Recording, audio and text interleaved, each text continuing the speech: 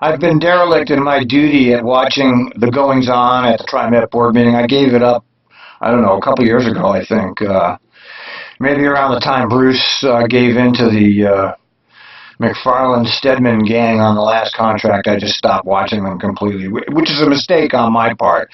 I'd much rather listen to dispatch because I'm a real fan of the Trimet dispatch and control. Much more enjoyable. I actually enjoy that. Watching the board meetings is tedious, but we do need to know what they're talking about. It's important to listen to the board meetings. If you really care about the Trimet politics, you have to listen to this stuff.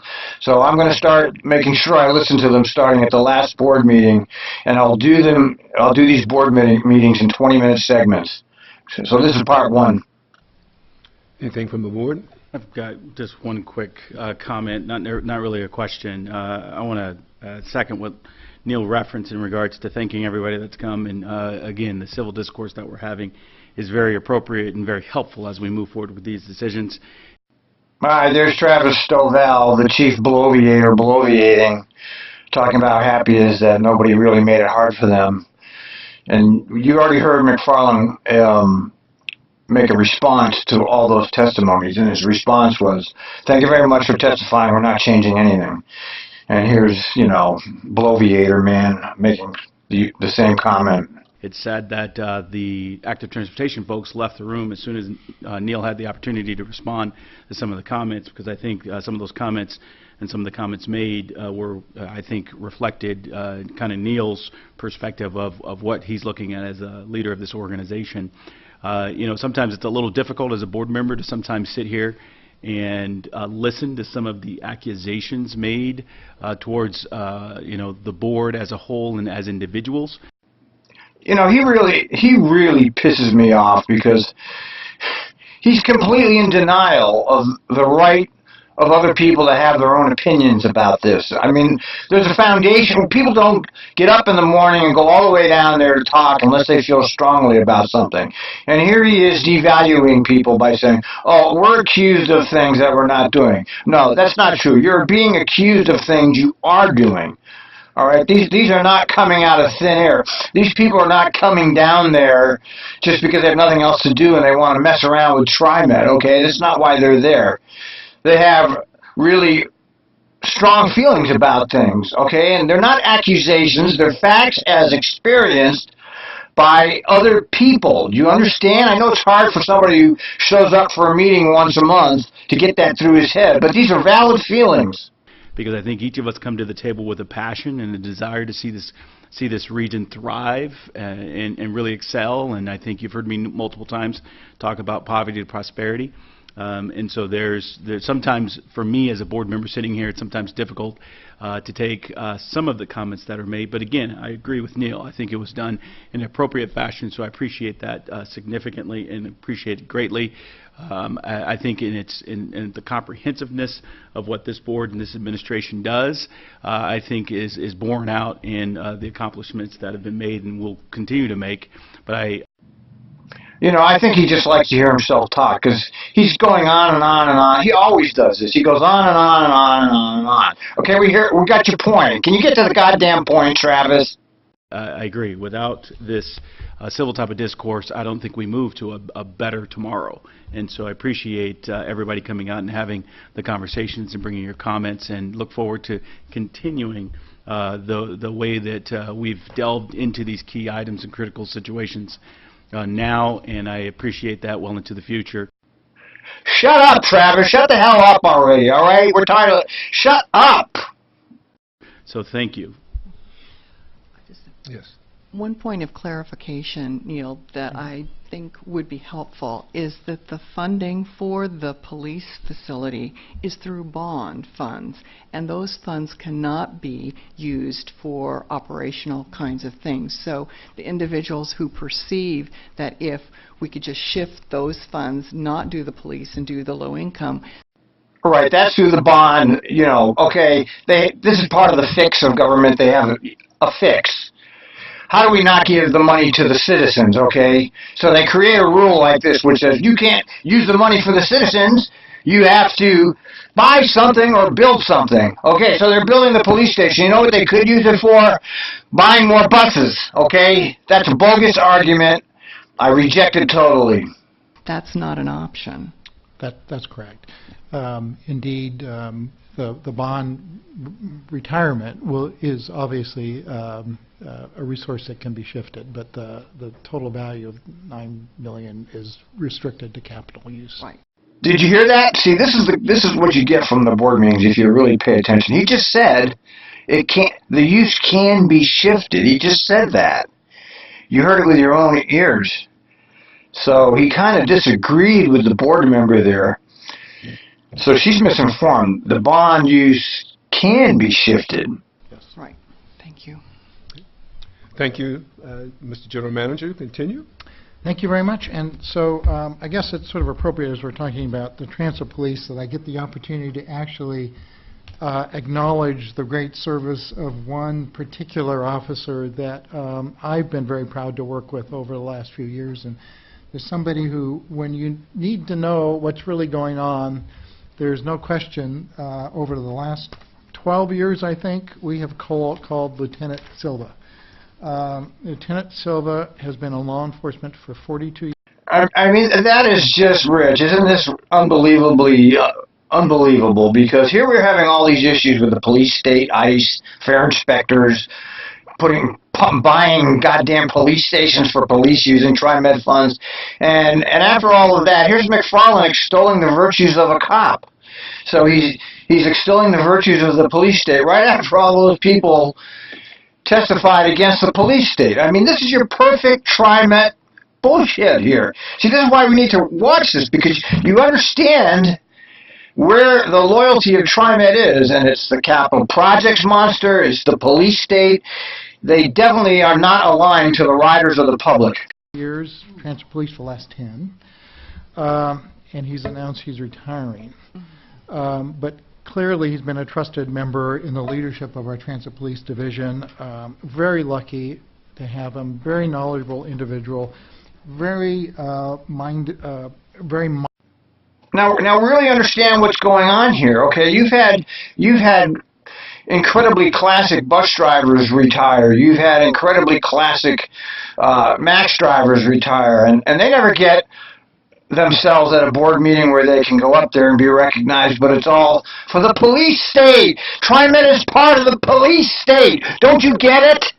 Mindful of the community's presence and use of the transit system, and how the transit police can help support and make people feel safe. So I'm very grateful for his service. And with that, I'd like to submit to the board the resolutions you have in front of you honoring Lieutenant Silva. Thank you, Mr. General Manager. Board members, we have before us a resolution to honor Lieutenant Silva. Is there a motion to approve? Yes. Second. Is there a second? It's been moved and it's been seconded. Is there any discussion? No. Okay. Dr. Bethel. Yes.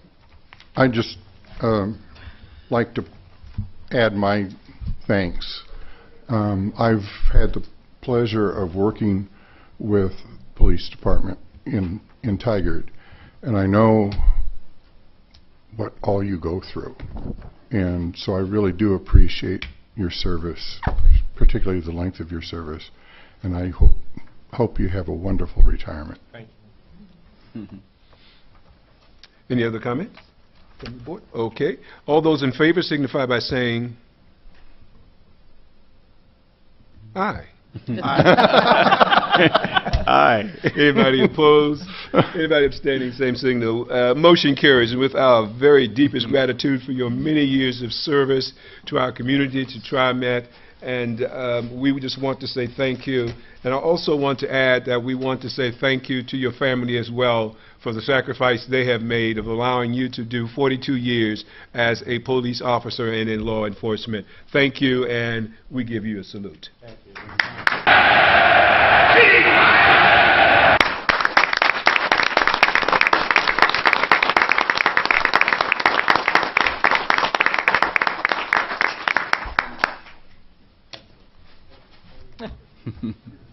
Okay. Just let me note that obviously with Lieutenant Silva as Commander Westbrook, and we're very grateful for Lieutenant Silva's continued service and really do appreciate that. But this is an opportunity to introduce our new lieutenant, right? So, Commander Westbrook, were you going to do that, or at least inform us if you can? He's in training right now, but our new lieutenant is Lieutenant Rob Werps, and he's from the Clackamas County Sheriff's Office. He's been with us about 2 weeks. These goddamn police are even wearing flak jackets to the Trimet board meeting. 3 weeks now, trying to glean information from Lieutenant Silva as he's on his path to retirement. So I think you'll enjoy Lieutenant Werps. He's a well-respected member of the Clackamas County Sheriff's Office, and we're looking forward to The guy that's taking over the Trimet police is not even at this meeting. He's in a training session. That sounds good, doesn't it? his participation with us here in transit. And I would just like to say it was an honor to be in transit. I think the transit policing model that you guys all have, that we have, it should be used throughout the country. It is a very unique system. It's a task force model, and we get nothing but the best officers to give you the service that you guys deserve. So I appreciate, and I'm humbled by the award. Thank you so much. Thank you. Thank you. Thank you. Thank you. Dr. Bethel, perhaps I'll continue. We have a couple reports to share with you. One is on the sort of update on the criminal records policy. I know Brittany Colton is going to come up and give you that. So if we could sort of... Mr. Director, is this information available on the website? This criminal background check? Yes. Not yet, but it will be when your agenda is posted. I think that'd be very important because to clear up a lot of misunderstandings. Yep, absolutely. This is regarding the criminal background check policy that you adopted last year, and recall that then on your consent agenda is an update this year, which just adds some very minor changes. But one of the things you did when you adopted it, you asked us for an annual report back to you. So I'll let Brittany go through the highlights of that, if you will. Good morning, Board. My name is Brittany Colton. I'm Director of Labor and Employee Relations for Trimet, and with me is Eric Serra, who's one of our HR business partners. Now, you see over and over why it's important that we watch these, because these are two figures in Randy Stedman's employee attack unit. So it's good to know the faces of who's doing what, and if you don't watch these meetings, you don't get to see it. So let's hear what these Randy Stedman cronies have to say. So you might recall that last December, the Board passed a resolution updating our criminal background check policy. Among the changes included broadening the group of employees subject to pre-employment background checks. Again, for union positions, it's really a pre-employment check. And we did a modest refinement update to the list of offenses that are subject to disqualification under the policy. We removed the box on employment applications asking for criminal history. And we also modified the employment criminal history questionnaire, which happens as part of the application process, asking for self-disclosure of criminal history. All of our criminal history information is now sought just in the formal Oregon State Police FBI report. Again, these... I hope you know what this really is, what this really represents. What this represents is they don't ask you anymore about it. They go right to the police data files and just take whatever they can find on you. This is part of the security state apparatus that we keep seeing coming in and impinging on our rights as citizens. So they're not going to ask you anymore about any of this. They're going to just pull up the files on you. Changes were prompted by Oregon's Ban the Box legislation that passed a couple years ago. And it was also prompted by a desire to do more background checks on employees with access to critical infrastructure and security-sensitive facilities and information.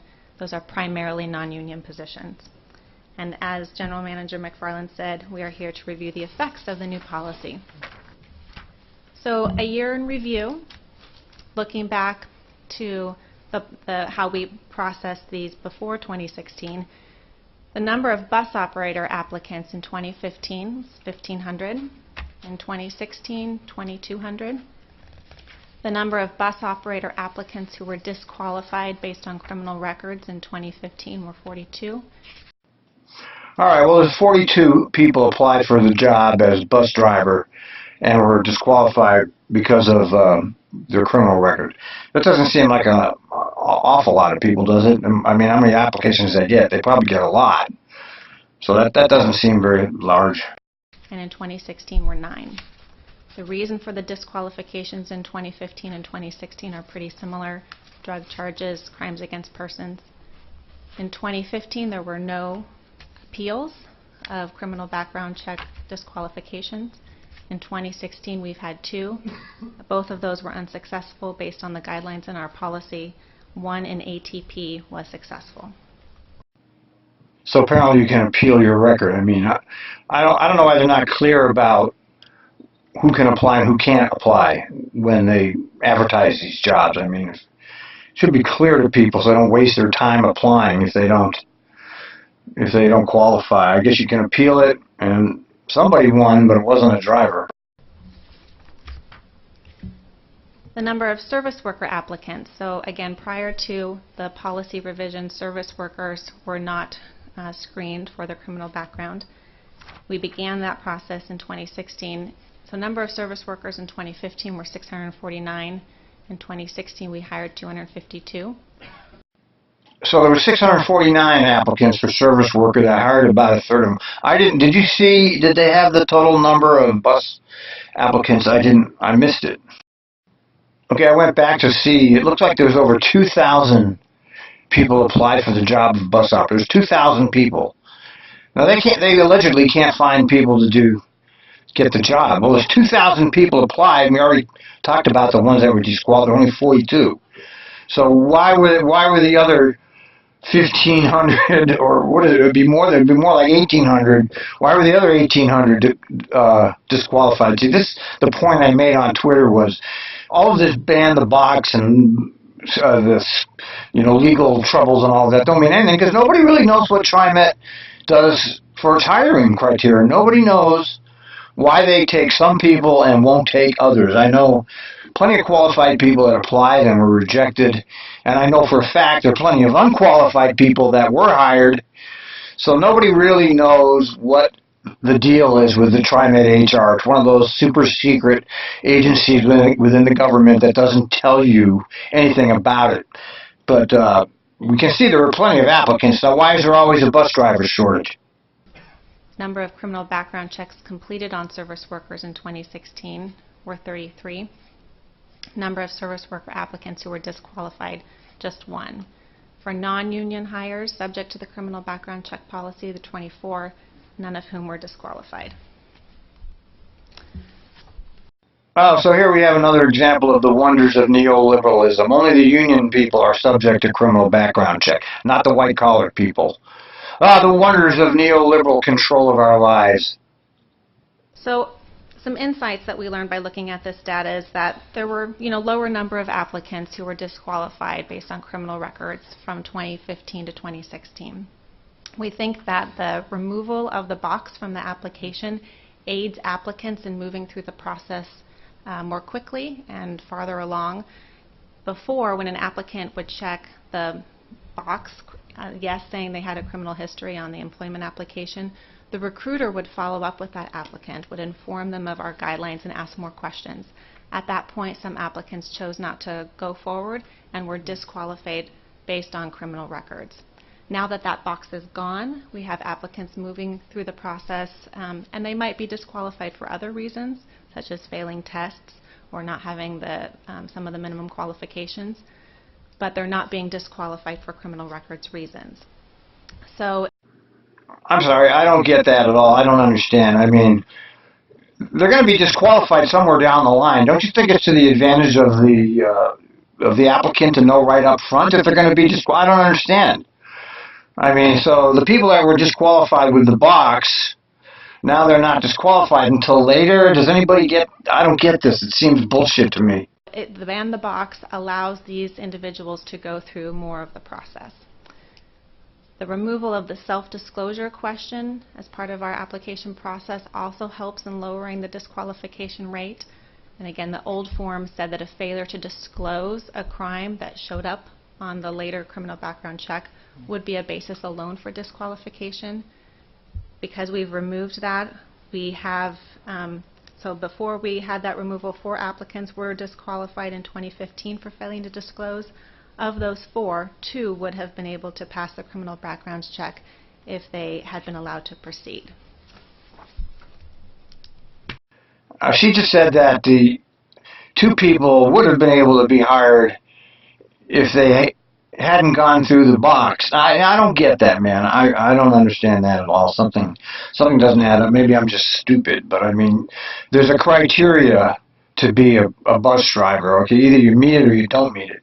Now, I'm not sure why you wouldn't meet it before, but now you meet it now. I don't get it. We've also done modest updates to the criminal records policy. We are including a list of applicants subject to criminal records checks that have access to financial or other confidential information. This is something we've done already for many, many years, and we're simply memorializing it in the policy. And we have done some other minor housekeeping edits. I'm available for questions. Questions from directors? I've got a quick Director question. Toya. So, Brittany, on the component of Oh, God, not him again. Jesus. seeing the significant drop on the operators going from 42 to 9, you've kind of given the slide number 6 that gives us some information as to the occurrence or what could have led to that significant drop.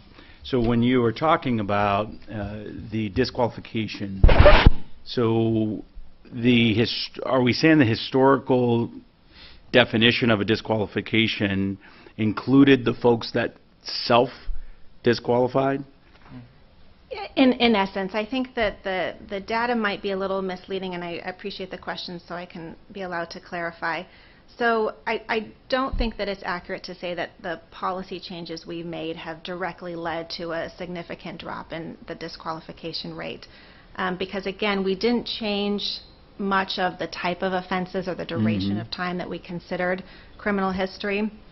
But what we had is, before when they would check the box, as you mentioned, there would sort of be a self-disqualification because they did not believe they would be able to pass a later criminal background check.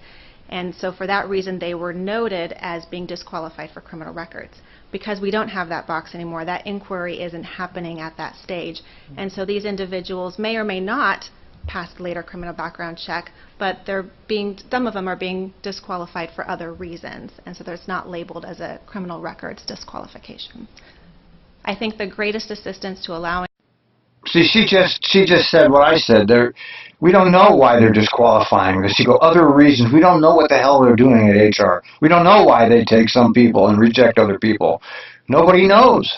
And they're not interested in telling us either. These individuals to continue through the process and be successful is the removal of the self-disclosure form that if you fail to disclose something that showed up later, that is no longer an automatic disqualification. So ultimately, the intent of the ban the box essentially is working in this case because it's allowing more folks to move through the system, get to a point where historically they may have self-identified and says, I'm pulling myself out of the process because I probably won't get approved. But in essence, they would have gotten approved based on this information because as far as percentage goes, I mean, we saw the number drop from 42 down to 9, but as far as percentage of applicants, it appears that the number of applicants increased significantly over 2015. So if you look at it a percentage, I mean, it's significantly dropped. So it appears that, based on the information that we're seeing here, that the whole ban the box effort is having a positive impact and effect on those folks looking for employment and now gainfully achieving it. I don't know what he's talking about. I don't get the point. Like I said, either you qualify or you don't qualify. If you don't qualify, it would be better to have a box so that you don't have to go through all the I don't know how many people go through the process and then find out later that they don't qualify. I don't get any of this. This ban the box thing is a neoliberal weirdo fucking thing, you know what I mean? It's one of those feel-good neoliberal things, okay? You know what I'm talking about. I would agree that it has definitely created more opportunity for those individuals, absolutely. Excellent, thank you.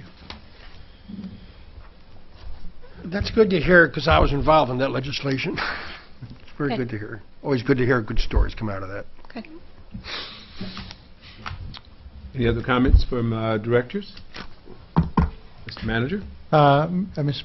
Board members, let me continue with a couple of reports that you want us to do on it. So Harry, if you could come forward, please, for the continuous improvement program on operator assaults. You did hear some testimony this morning about that, and again, we continue with, I think, some very good work with our continuous improvement team. So for a quick update, Mr. Saporta. Good morning, board members. Morning. Morning. As the general manager stated, we are continuing to make improvements. The training is continuing. We will do that until all operators have been have gone through the operator assault prevention program.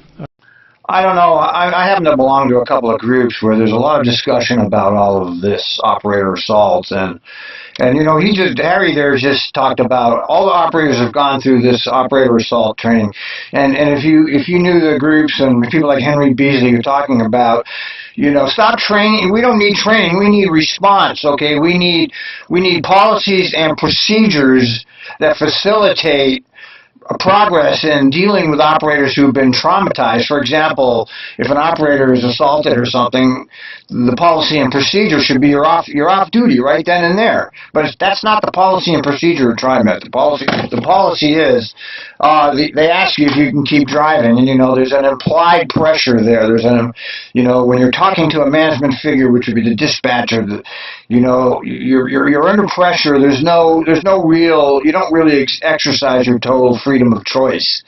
And so, you know, we're talking about actual policies and procedures that deal with this, like police that show up within 5 minutes instead of 15 minutes.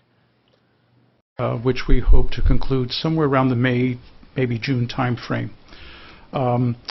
We did put into play 3 protective barriers, and we solicited input from the bus operators. We are receiving good feedback. Most are view it as a benefit. They have made suggestions to those barriers themselves, and we are working with the manufacturer to incorporate those suggestions. The intent is to buy 3 more, which will have these improved revisions or modifications. There's also an effort underway to engage the operators in reviewing a number of our SOPs, and the aim of the SOPs is to inform operators that they are not to enforce, they are to be informers. But Now, what he said there was really one of the top points of contention around the operators that are active operators today is Trimet wants you to continue to inform, but they don't want you to enforce. Okay, they want you to, you know, the guy puts in not enough money, so you tell him you didn't put in enough money, but don't enforce it. Well, why bother even telling him? Okay, I've been gone from Trimet quite a few years, over 5 years. I mean, I never paid any attention to fares, and a lot of operators don't, but there are operators that actually take the fares very seriously. And look, if you can't enforce it, there's no point in informing it, and that was quite a bone of contention in these groups. Primary aim is to avoid conflict, and so that there isn't a confrontation between our passengers and the operators. And if there is a need for assistance, they are to call on supervisors to help with that situation. So I wanted to let everyone know that we're continuing to make good progress, and I'd be happy to answer any questions that you may have. Questions, directors? I just wondered, maybe the next time, or you can send some slides around what they look like? Sure. Just some designs and make sure. We can certainly do that. And one of the concerns with the barriers was that some operators may feel claustrophobic, but it's a much more open design than one might typically encounter. I'd be happy to do that. Thank you, Harry. And I also wanted to just note in your packet is an update on continuous improvement program related to operator restroom and breaks. In the interest of time, we didn't program a presentation. but we did want to make sure you were updated on those efforts as well. And if I could ask Doug Kelsey to come up, and what we'll do next is just give you a quick update on the rail safety audit and a little presentation on that. Mr. Kelsey. Excuse me. Thank you. Good morning. Excuse me, Doug, just a Doug, second. before you begin, I just want to mention, there's a bill in Salem, it's the operator assault bill, for anybody in the uniform, union or not, across the state for assault, and people can press charges. All the unions are supporting the ATU bill, some very vigorously, i.e. me. So hopefully you have the support of the Opals and Bus Rapid Transit, et cetera, et cetera. So. We know we're very pleased to be working Good. in conjunction with the ATU Right. and related to that bill. It seems to be getting a very good reception. Yeah, I think it's going to go.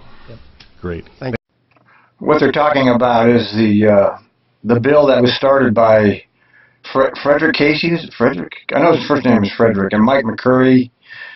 They were the ones that started the push for that, and of course, you know, as it got going, they were pushed aside by the union and Trimet. You know how that works, right? You get an activist starting stuff, but if it actually has legs, the institutions will come in and take it over and push the activists out, because these institutions don't really want any activists around. Okay, they don't want you to get any credit for anything. Okay, it's intentional, institutional understanding of, you know, we want the power and we don't want to share that power with people.